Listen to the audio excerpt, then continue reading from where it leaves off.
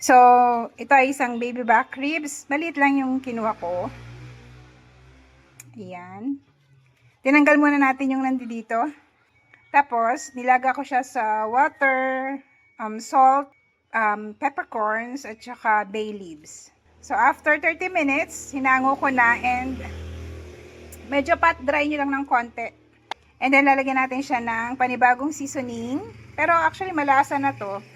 So, lagyan lang natin ng konting salt ulit. Konti lang guys kasi may lasa na siya, maalat na.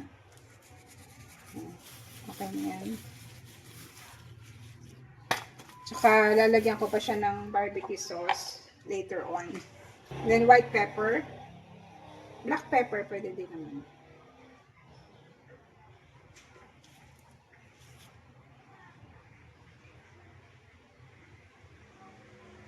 Lagyan natin ng onion powder.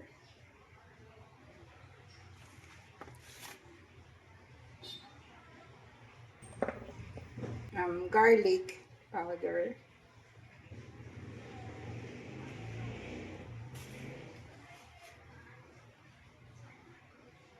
And then, lalagyan ko siya ng konting paprika.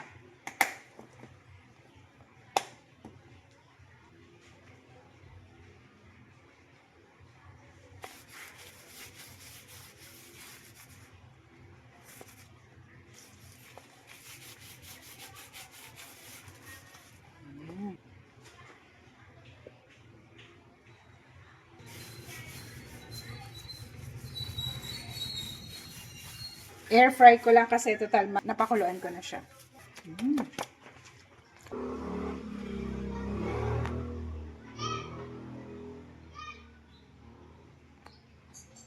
And then later on, pag malapit na siyang maluto, saka ko siya lalagyan ng barbecue sauce.